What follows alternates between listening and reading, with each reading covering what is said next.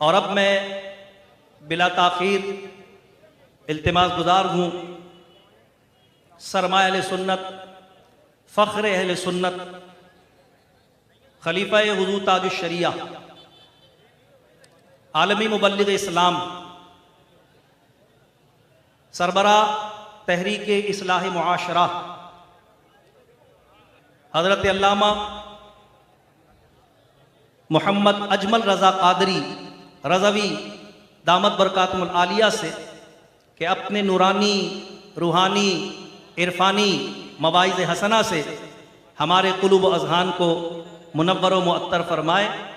نعرہ تکبیر، نعرہ رسالت، نعرہ رسالت، نعرہ رسالت، لبیک لبیک لبیک یا رسول اللہ، لبیک لبیک لبیک یا رسول اللہ، لبیک لبیک لبیک یا رسول اللہ۔ تاجدار ختم نبوت، تاجدار ختم نبوت، تاجدار ختم نبوت حضرت علامہ پیر اجمل رضا قادری دامت برکاتہم العالیہ۔ السلام علیکم ورحمۃ اللہ۔ میری گزارش ہے آپ جلدی سے بیٹھ جائیں، یہ دوست کھڑے ہیں، بیٹھ جائیں جی جلدی جلدی سے۔ آپ تو بڑے پیار والے لوگ ہیں، یہ دیکھیں بیٹھ بھی گئے ماشاءاللہ۔ آپ بھی بیٹھ جائیں جی، نہیں باقی نہیں بولیں جی، آپ کو اللہ جزائے خیر دے۔ آپ کے جو پیچھے لوگ کھڑے ہیں بیٹھے انہیں نظر نہیں آ رہا، بیٹھ جائیں جی جلدی سے۔ موبائل بھائی آپ بھی بیٹھ جائیں، سارے نیچے بیٹھ جائیں، اللہ جزائے خیر دے۔ آپ جلدی سے بیٹھ جائیں جی، بیٹھ جاؤ بھائی جان، نیچے بیٹھ جائیں، جلدی سے تشریف رکھیں، اللہ جزائے خیر دے۔ نحمدہ ونصلی ونسلم علی رسولہ الکریم، اما بعد، اعوذ باللہ من الشیطان الرجیم، بسم اللہ الرحمن الرحیم۔ یا ایہا الناس قد جاءکم برہان من ربکم، صدق اللہ العظیم۔ ان اللہ وملائکتہ یصلون علی النبی، یا ایہا الذین آمنوا صلوا علیہ وسلموا تسلیما۔ اللہم صل علی سیدنا ومولانا محمد معدن الجود والکرم وآلہ وصحبہ وبارک وسلم۔ الصلاۃ والسلام علیک یا سیدی یا رسول اللہ وعلی آلک واصحابک یا حبیب اللہ۔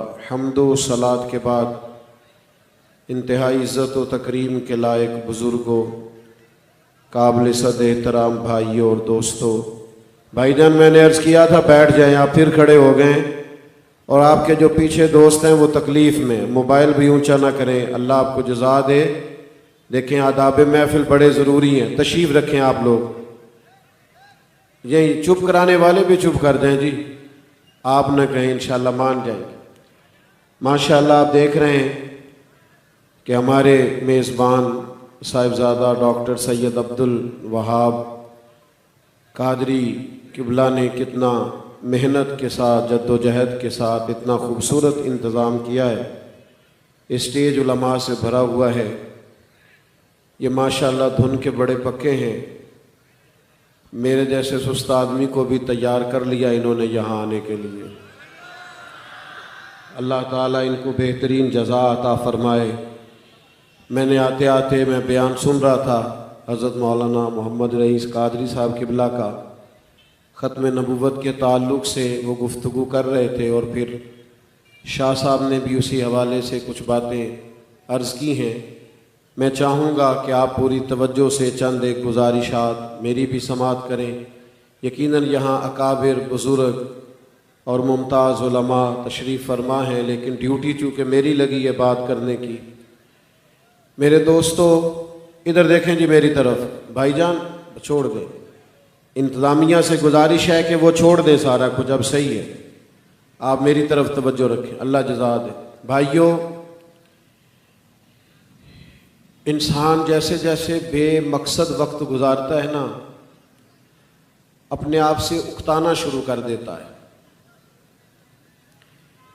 پھر بڑے بڑے لوگوں نے، فلسفی تھے، پڑھے لکھے تھے، دنیاوی ڈگریاں رکھتے تھے، انہوں نے ڈھونڈنا شروع کیا ہم کون ہیں، کہاں سے آئے ہیں، کس لیے آئے ہیں، اپنے خالق کا پتہ، اپنے مالک کی پہچان۔ اس مقصد کے لیے لوگوں نے زندگیاں کھپا دیں، لیکن جب لوگوں کو اس ہستی کا پتہ نہ چلے، نشانیاں تو سمجھ میں آئیں لیکن وہ رسائی نہ حاصل کر سکیں کہ ہمارا خالق، ہمارا مالک، ہمارا رازق کون ہے، تو بڑی سخت مشکل میں آ جاتا ہے انسان۔ آپ دیکھیے یورپ کے اندر الحاد بڑھ گیا ہے، اور اپنی تسکین کے لیے بظاہر وہ لوگ بڑی بڑی ڈگریاں رکھتے ہیں، دولت بھی کما لی ہے، مالی طور پر یہ ذرا تکلیف فرمائیے، جزاک اللہ خیر، اللہ آپ کو جزائے خیر۔ لیکن معاذ اللہ ثم معاذ اللہ ذہنی آسودگی حاصل کرنے کے لیے وہ نشے کی طرف راغب ہوتے ہیں، اطمینان نہیں ہے، سکون نہیں ہے، پتہ نہیں ہے ہم کیوں آئے ہیں، کس لیے آئے ہیں۔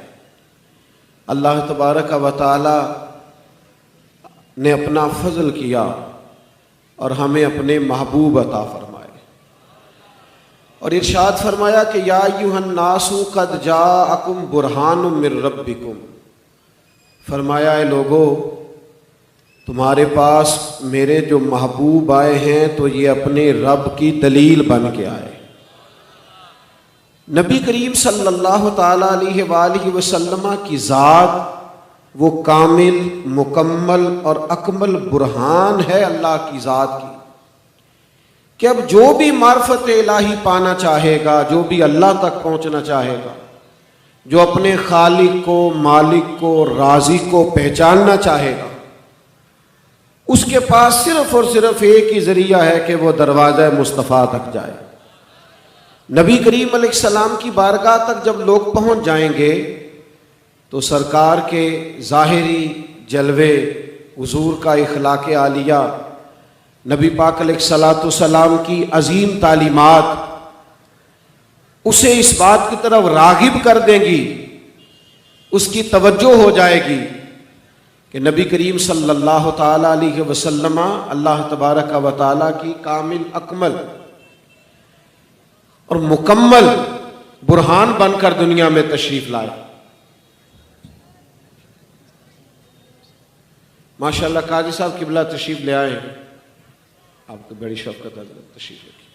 میرے عزیزو، آپ دیکھیے نا، امام رازی نے اس طرف بھی اشارہ کیا ہے کہ جب صحابہ کرام علیہم رضوان کی ایک پوری جماعت تڑپ کر حضور کی بارگاہ میں حاضر ہوئی اور انہوں نے عرض کیا کہ یا رسول اللہ صلی اللہ تعالی علیہ وسلم ہمیں بتائیے ہمارا رب کہاں ہے۔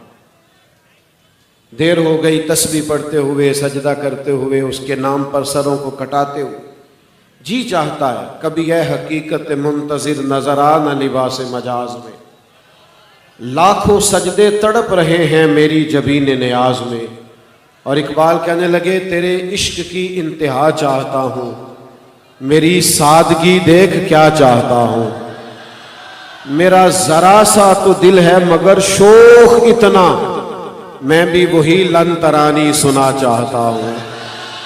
میرا بھی دل کرتا ہے میں تجھے کہوں میں تجھے دیکھنا چاہتا ہوں، اور تو کہے لن ترانی، تو نہیں دیکھ سکتا، تیرے عشق کی انتہا چاہتا ہوں اور میری سادگی دیکھ کیا چاہتا ہوں، ذرا سا تو دل ہے مگر شوق اتنا، میں وہی لن ترانی سنا چاہتا ہوں۔ پھر خود ہی کہنے لگے بھری بزم میں راز کی بات کہہ دی، بڑا بے ادب ہوں سزا چاہتا ہوں۔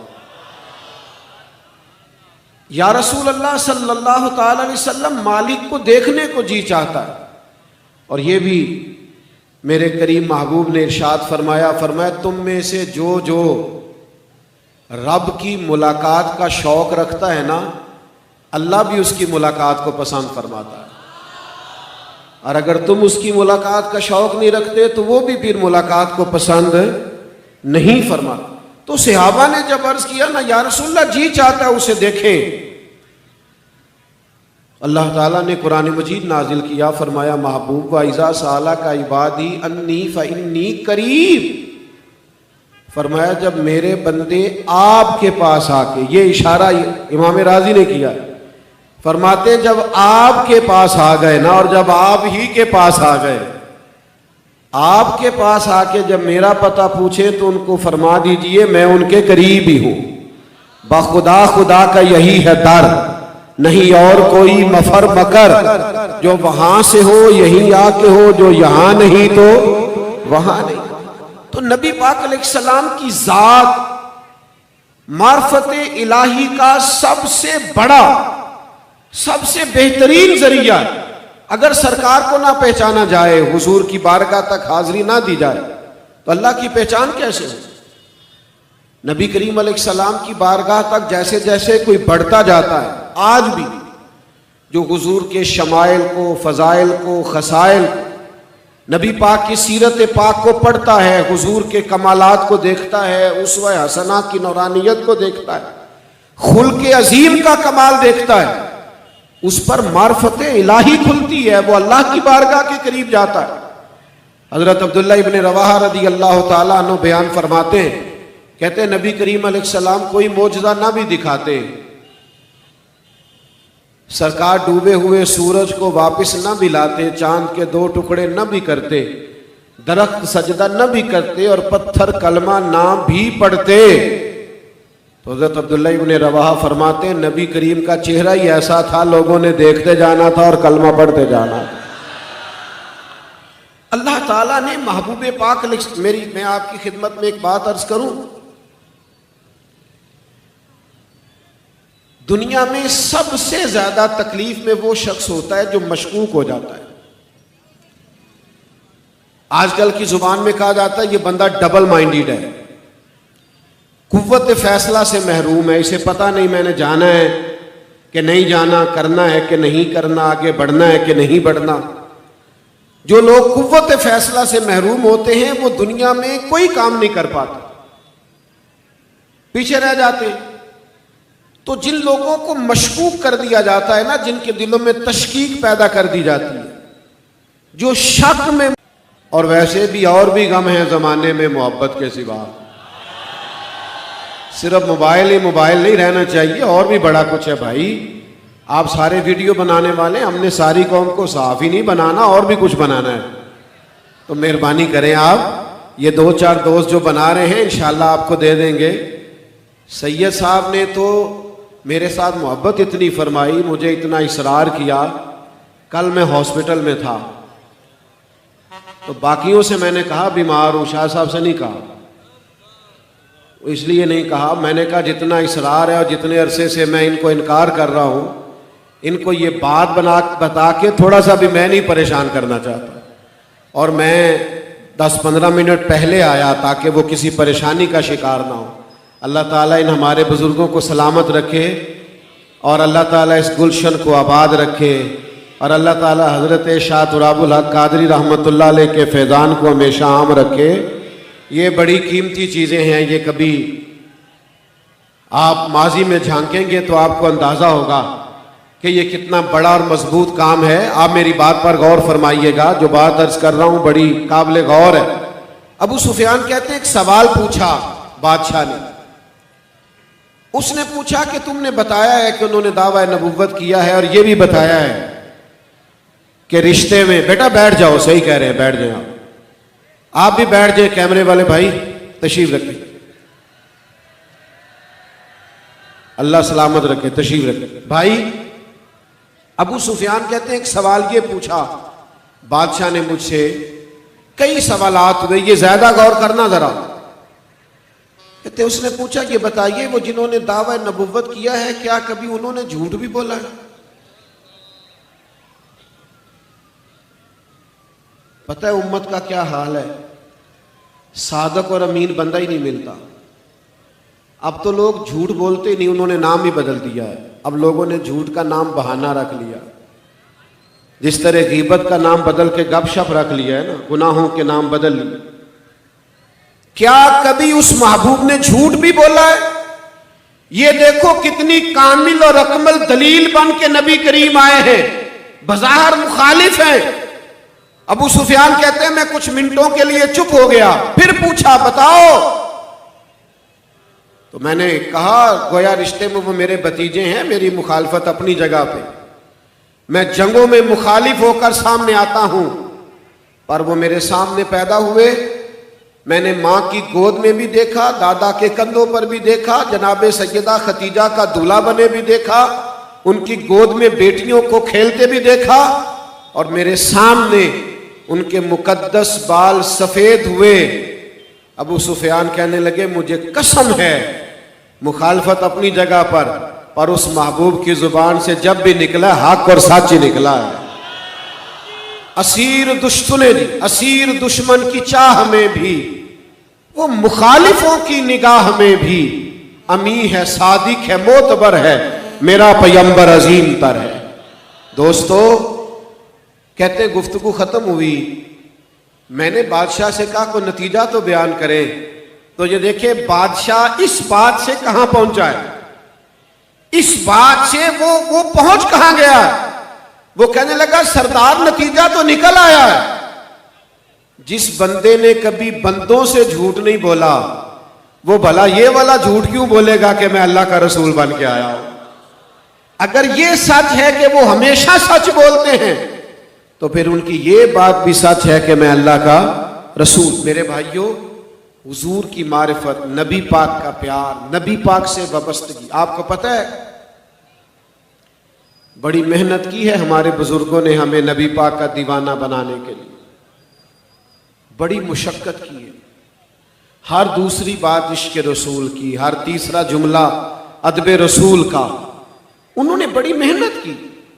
لوگ کلام کرتے ہیں، کہتے ہیں جناب فلاں سنت پر بات نہیں کی گئی، اسوہ حسنہ کا فلاں پہلو اجاگر نہیں کیا گیا.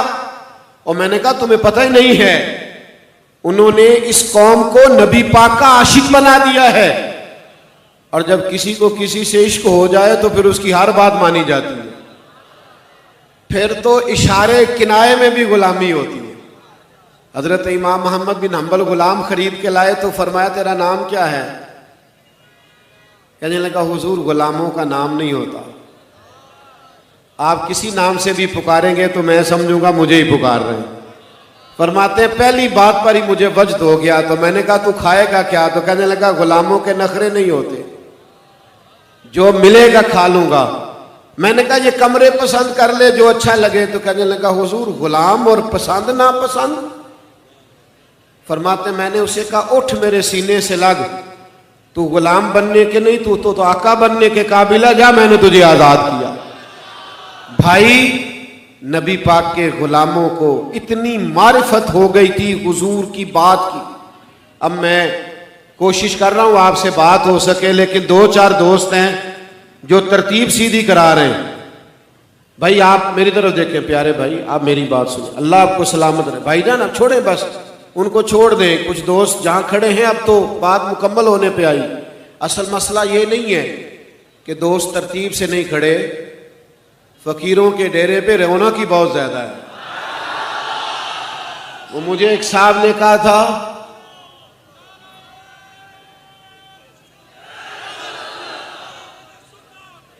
دیکھیں نا رونق ہی بڑی ہے، وہ دیکھیں تا حد نگاہ تک لوگ ہی لوگ ہیں. تو اقلیتوں کو سنبھالا جا سکتا ہے، اکثریتیں اتنی جلدی جمع کرنا مشکل کام ہے. ارے میں گسارو سویرے سویرے، خرابات کے گرد پھیرے بپھیرے، کبھی اس طرف بھی گزر کر تو دیکھو بڑی رونقیں ہیں فقیروں کے ڈیرے. یہ رونق کی بڑی لگی ہوئی ہے تو کیسے کنٹرول کیا جائے؟ بہرحال آپ چھوڑ دیں جی، یہ چپ کرانے والے چپ کر دیں. سنیں بس بات سنیں، آپ چھوڑیں، آپ میری طرف دیکھیں. بھائی نبی پاک علیہ السلام سے جب پیار ہو گیا نا صحابہ کو، وہ سمجھ گئے، تو پھر تو حال یہ تھا کہ حضرت سعید رضی اللہ تعالیٰ عنہ نماز پڑھ رہے ہیں. تو سرکار نے آواز دی، تو کہتے ہیں میں جلدی سے نماز مکمل کر کے حاضر ہوا، جامع ترمذی میں موجود ہے. سرکار نے فرمایا بلایا تو آئے نہیں. عرض کی یا رسول اللہ نماز پڑھ رہا تھا، تو فرمایا تم نے اللہ کا فرمان نہیں پڑھا جب رب رسول بلائے تو فوراً حاضر ہو جاؤ؟ نہیں، نماز چھوڑ کے آنا چاہیے. علماء نے مسئلہ لکھا ہے کہ اگر کسی کو نبی کریم بلائیں تو وہ نماز چھوڑ کے آ جائے، اور جہاں سے چھوڑی تھی وہیں سے جا کے دوبارہ شروع کر لے، سجدہ سہو کی بھی ضرورت نہیں ہے. اس لیے کہ محبوب پاک کی بارگاہ تک پہنچنا ہی اللہ کی بارگاہ تک پہنچنا. حضور سے جب پیار ہو گیا، عشق ہو گیا، وارفتگی ہو گئی، پھر تو اشارے کنائے سے کیا ہوا سرکار کا حکم بھی صحابہ مانتے تھے. ابھی ہم آپ کو کہہ رہے ہیں نا ذرا بیٹھ جائیں، اور بار بار کوشش کر رہے ہیں کہ مجمع کنٹرول میں آئے، لیکن تعداد بہت زیادہ ہے. اسی طرح حضور خطبہ جمعہ ارشاد فرما رہے ہیں. کبھی کبھی کہنا پڑ جاتا ہے نا، ہمارے مجموع کی تو مثال نہیں دی جا سکتی، بلا مثال و بلا تشبیہ، وہ تو سرکار کا مجمع پاکیزہ. تو سرکار نے نا ایک صحابی کھڑے ہو گئے تو ان سے فرمایا بیٹھ جائیے، بیٹھ جائیے. تو وہ اکیلے سے کہا بیٹھ جائیے. ایک مسجد کے دروازے تھے، وہ وہیں بیٹھ گئے. ایک قبیلہ بنو غنم میں تھے، وہ وہیں بیٹھ گئے. تکمیل نماز پر سرکار نے فرمایا آپ کہاں تھے، آپ کہاں تھے، آپ کہاں تھے؟ یا رسول اللہ وہ آپ کی آواز آئی تھی بیٹھ جاؤ تو بیٹھ گئے. فرمایا آپ سے تو کہا ہی نہیں، آپ سے تو کہا ہی نہیں، میں نے تو فلاں سے کہا تھا. یا رسول اللہ آپ نے نام تو نہیں نہ لیا. ہم نے نہ کبھی قطرے پہ غور کیا اور نہ دریا دیکھا، بس جہاں تیری جھلک دیکھی وہیں ڈوب گئے. شیر پنجابی کا ہے، اور آپ کو سمجھ آ گیا تو ٹھیک ہے، نہ بھی آیا تب بھی ٹھیک ہے. ایک درویش نے کہا تھا سانو قید سجن دا گہنا ہے، او جنج رکھے ایسا اونج رہنا ہے. دوستو، نبی کریم کی غلامی اختیار کرے. لوگ ہمیں تشکیک میں ڈالنا چاہتے ہیں، مشکوک کرنا چاہتے ہیں. ذات رسالت کے بارے میں کبھی کسی کمزور بات کرنے والے کی بات کو نہ سننا، اپنی نظریاتی سرحدوں کی حفاظت کرنا، ایمان اور عقیدے پر پختہ رہنا. اور یاد رکھنا، اگر ہم عقائد پر پکے رہیں گے تو اعمال بھی آسان ہو جائیں گے. اگر عقائد کی پختگی نصیب نہیں ہوگی تو اعمال کی پختگی کیسے نصیب ہوگی؟ عقائد میں جب لوگ کمزور ہو جاتے ہیں تو اعمال میں بھی کمزور ہو جاتے ہیں. میرے لیے مشکل کر دیا ہے آپ نے بات کرنا. اللہ تعالیٰ آپ کو جزائے خیر عطا فرمائے. بہت ساری جگہوں پہ ہمارے ساتھ ایسے ہی ہوتا ہے کہ وہ دوست زیادہ جمع ہو جاتے ہیں تو بعض اوقات ترتیب قائم نہیں رہتی چیزوں کی. اب مجھے سمجھ نہیں آ رہی کہ میں مضمون آپ تک کیسے پہنچاؤں. بس ایک بات کرتا ہوں اور اپنی بات کو سمیٹتا ہوں. نظریاتی پختگی، عقیدے کی پختگی، نبی کریم کے لائے ہوئے دین پر مضبوط ایمان، اس بات کو کبھی نہ بھولیں. نبی پاک آخری نبی ہیں، حضور امام الانبیاء ہیں، نبی پاک شافع محشر ہیں. ان نظریات کو اپنے بچوں کے ذہنوں میں پختہ کر دیں. نوجوانوں، حضرت مولا علی شیر خدا علیل ہیں. تو کچھ لوگ پریشان ہو گئے آپ کو دیکھ کے کہ کیا بنے گا، کہیں وصال نہ ہو جائے. تو مولا علی نے فرمایا تھا مجھے کچھ بھی نہیں ہوگا. لوگوں نے کہا اتنے یقین سے کیسے کہہ سکتے ہیں؟ فرمایا نبی کریم نے فرمایا تھا آپ اس وقت دنیا سے جائیں گے جب داڑھی خون سے رنگین ہوگی. تو میں بیماری سے نہیں جاؤں گا. وہ زبان جس کو سب کن کی کنجی کہیں، اس کی نافذ حکومت پہ لاکھوں سلام. تو بھائی اپنے یقین کو مضبوط کریں، مضبوط افکار کے ساتھ اپنا وقت گزاریں. میں بار دیگر شاہ صاحب کے لیے دعا گو بھی ہوں اور مبارکباد بھی پیش کرتا ہوں، اور اس بات پر اللہ کا شکر بھی ادا